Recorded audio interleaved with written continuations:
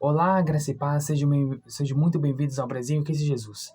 Bom, todos aqui conhecem a Grécia, o berço da filosofia, da matemática, da arquitetura, ou seja, a Grécia é um país muito bem rico, muito bem sucedido em tudo o que é de bom. Aliás, nosso mundo ocidental só é salvo por causa da Grécia, pois a Grécia é a que é a mais guerreia, era um tipo, tem um boom cultural bem antigamente, e também a Grécia é um dos países mais ricos hoje e também muito rico antigamente. Aliás, o país é um berço da filosofia, que aqui no estudo Platão, Sócrates, e também quem não estudou o grande Aristóteles, o grande doutor de Alexandre o Grande. Eu estudei um pouquinho sobre a filosofia grega e eu acho que a filosofia grega é muito rica, mas Paulo, ele chegou em Atenas, que é o berço da filosofia, berço da cidade, berço da guerra também. Tipo, a Grécia é um país que sofreu também com muitas guerras. E Paulo chegou também na Grécia, ele se deparou com um boom cultural, porque a Grécia é um país, não só um país de arquitetura, com uma bela filosofia, mas também um país cheio de vários deuses. E Paulo se surpreendeu com essa quantidade de deuses que Grécia tinha, ou a cidade de Atenas é tipo uma Nova York da Grécia, tinha a respeito de vários deuses. Ou seja, os atenienses eram politeístas, não só acreditavam em deuses que existiam, entre aspas, né? Porque nós sabemos que esses deuses não existem, mas também eles davam qualquer nome para Deus, ou seja, uma estátua que algum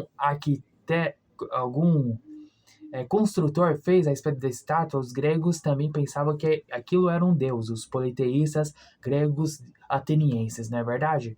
Mas Paulo também se deparou com esse boom cultural. Para nós aprendermos, vamos aqui abrir em Atos dos Apóstolos, vamos a partir do 17, a partir do verso 10. Logo que anoiteceu, os irmãos enviaram Paulo e Silas para Bereia. Chegando ali, eles foram à sinagoga judaica. Os bereanos eram mais nobres do que os tessalonicenses, pois receberam a mensagem com grande interesse, examinando todos os dias as escrituras para ver se tudo era assim mesmo. E creram muitos entre os judeus, bem como dentre os gregos, um bom número de mulheres de elevada posição e não poucos homens. Vamos pular para o versículo 15. Os homens que foram com Paulo o levaram até Atenas, partindo depois com instruções para que Silas e Timóteo se juntassem a ele, tão logo fosse possível. E aí, Paulo, ele daí partiu em Atenas, ele se deparou com esse boom cultural. Vamos aí, Atos 17, versículo 16. Enquanto esperava por eles em Atenas, Paulo ficou profundamente indignado ao ver que a cidade estava cheia de ídolos. Por isso discutia na sinagoga com judeus e com gregos tementes a Deus, bem como na praça principal todos os dias com aqueles que por ali se encontraram, alguns filósofos epicureus e estoicos começaram a discutir com ele. Alguns perguntavam: o que está tentando dizer esse tagarela? Outros diziam: parece que ele está anunciando deuses estrangeiros, pois Paulo estava pregando as boas novas a respeito de Jesus e da ressurreição. Então o levaram a uma reunião do Areópago, onde lhe perguntaram: podemos saber que novo ensino é esse que você está anunciando? Ou seja, Paulo se deparou ali com um boom cultural. Paulo só acreditava em um único Deus, Jesus Cristo, porque ele nasceu judeu, nasceu de uma família de tribo de Benjamim, da linhagem de fariseu, ele é separado, fariseu significa separado, cidadão romano, mas acreditavam num único só Deus, teve um encontro com Jesus em Damasco, acreditou em Jesus, espalhou o evangelho de Jesus até chegar em Atenas. Ele se deparou com esse boom cultural de Atenas e a filosofia, e tem vários deuses, e os politeístas atenienses acreditavam em vários deuses e também davam nome para um deus de uma estátua. E o que significa isso? Primeiramente, vamos ter que conhecer um pouquinho da história de Atenas, só uma pincelada. Atenas sempre foi um boom cultural na Grécia. Paulo, ao pregar em Atenas, é como se você, um crente, estivesse pregando em Harvard, estivesse pregando na USP aqui no Brasil. Então, Paulo estava se deparando com um boom cultural. Atenas foi um país de várias guerras. Se você estudar a história da Grécia Antiga, Atenas lutou contra os espartanos. Ou seja, os atenienses eram tão fervorosos no campo de batalha, se você estudar Tucídides, na guerra do Peloponeso, os Tucídides explica que os atenienses eram tão fortes, eram tão bravos assim, que os gritos assustavam, os gritos dos atenienses assustavam os lacedemônios, assim como os lacedemônios, eu digo, os espartanos. Assim como também os atenienses, no livro de Heródoto, que é outro escritor clássico da Grécia Antiga, descreve como os atenienses como heróis da Grécia Antiga, expulsando os persas, os terríveis persas que assolavam, junto com o rei Dario, assolavam a Grécia Antiga. Então, Paulo se deparou com uma cidade rica na questão de matemática, arquitetura, filosofia, mas vazia por dentro a questão de cultuar vários deuses, a questão de dar nome de vários deuses, a questão de politeístas, dar o nome de vários deuses, assim como acredita em Poseidon, como acredita em Atenas, como acredita em Zeus também. Então, Paulo se deparou com esse boom cultural, essa cultura de vários deuses em si, porque Paulo era judeu, e por si só ele acreditava na palavra de Deuteronômio 6,4. Escuta, ó Israel, nosso Deus é o único e verdadeiro Senhor. Mas também quando ele se converteu a Jesus, ele também conheceu a doutrina do João 3,16, que diz bem assim, né? Como vocês sabem, porque o Deus amou tanto o mundo que enviou seu único filho para que nós não perecemos, mas conhecemos a vida eterna. E é assim. E vê agora como Deus usa de uma genialidade, o Espírito Santo usa de como genialidade o apóstolo Paulo. Vamos lá.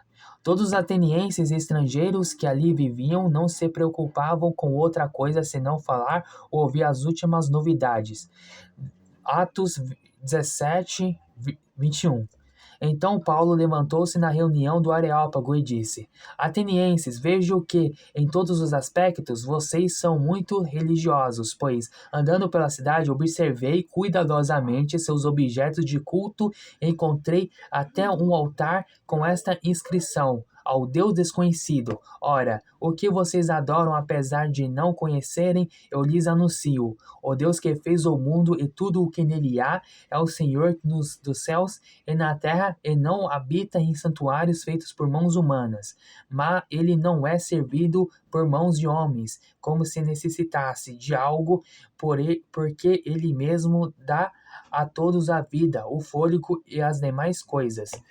Vê como Paulo tem presença quando ele se apresenta no Areópago, ele dá toda essa volta, ele se apresenta assim. Então Paulo se levantou-se na reunião do Areópago e disse: Atenienses, ele se apresenta como se ele estava se apresentando, referindo ao povo daquele local. Vejo que em todos os aspectos vocês são muito religiosos, pois andando pela cidade observei cuidadosamente seus objetos de culto e encontrei até um altar com essa inscrição: Ao Deus desconhecido. Ora, o que vocês adoram apesar de não o conhecer, eu lhes anuncio. Ou seja, ele falou a respeito das culturas dos atenienses, e também ele se apresentou, ele deu essa introdução durante estava pregando o Areópago para anunciar o Deus em que ele estava anunciando, que era Jesus Cristo, o Rei dos Reis, o ressurreto, aquele que veio para morrermos para os nossos pecados e ressuscitar ao terceiro dia para a nossa salvação, por meio da vontade do Pai. E vamos continuar. Atos 17, a partir do verso 26. De um só fez ele todos os povos, para que povoassem toda a terra, tendo determinados os tempos anteriormente estabelecidos e os lugares exatos em que deveriam habitar. Deus fez isso para que os homens o buscassem e talvez tateando pudesse encontrá-lo, embora não esteja longe de cada um de nós, pois nele vivemos, nos movemos e existimos. Como disseram, preste atenção, alguns dos poetas de vocês, também somos descendência dele. Assim, visto que somos descendência de Deus, não devemos pensar que a divindade é semelhante a uma escultura de ouro, prata ou pedra, feita pela arte e imaginação do homem. Se vocês ouviram algum barulho, é o meu cachorro, né? O Cometa estava fazendo esse barulho. Mas, enfim, se você vê, Paulo, Paulo estava simplesmente apresentando. Deus usou a genialidade de Paulo para que ele anunciasse Deus. Ou seja, ele usou até algum dos escritos de alguns filósofos para apresentar Deus. Nós somos a descendência dele, é o que diz o filósofo tal. Nós somos, porventura, o que diz o filósofo tal. Ele usou os próprios filósofos gregos para anunciar o Jesus aos atenienses. E vamos continuar para finalizarmos. Atos 17. Não, vamos lá. Atos 17:30. No passado, Deus não levou em conta essa ignorância, mas agora ordena que todos, em todo lugar, se arrependam, pois estabeleceu um dia em que há de julgar o mundo com justiça por meio do homem que designou e deu provas disso a todos, ressuscitando-o dentre os mortos. Os atenienses zombavam disso, tipo, como Deus pode morrer? Como diz em Atos, a partir do versículo 32. Quando ouviram sobre a ressurreição dos mortos, alguns deles zombaram, e outros disseram: a esse respeito nós ouviremos outra vez. Com isso, Paulo retirou-se do meio deles. Alguns homens juntaram-se a ele e creram. Entre eles estava Dionísio, membro do Areópago, e também uma mulher chamada Damaris, e outros com eles. Ou seja, a palavra nunca volta vazia. Se vocês entenderem, mesmo que você tivesse pregado em público para o mundo e as pessoas zombassem de você, todos zombassem e irem-se embora, a palavra meio que conforta você mesmo. E Paulo estava se confortando, não só porque estavam pessoas recebendo a palavra dele, assim como o Dionísio e a Damaris, mas sim porque a palavra, quando Paulo estava pregando sobre a respeito de Jesus, a palavra estava estava confortando também a si mesmo. E alguns também ficaram confortáveis às palavras de Paulo. Então, essa lição é que a palavra não volta vazia. Mesmo Paulo pregando aos atenienses que acreditavam em outros deuses, que eles se achavam ricos, e Paulo, ele pregava Jesus ressurreto. Muitos zombaram, mas a palavra nunca volta vazia. Mesmo que você se acha que tem um vazio por dentro, você lê a palavra de Deus, ela enche seu coração, porque a palavra, mais uma vez, ela nunca volta vazia.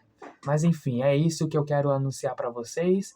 Assim como Paulo, eu quero anunciar também para vocês, as pessoas do mundo ou as pessoas da igreja, o Jesus ressurreto que morreu para nos salvar. E quero que vocês fiquem com Deus, graça e paz, beijos e até o próximo vídeo. Abraços, a paz do Senhor esteja com todos.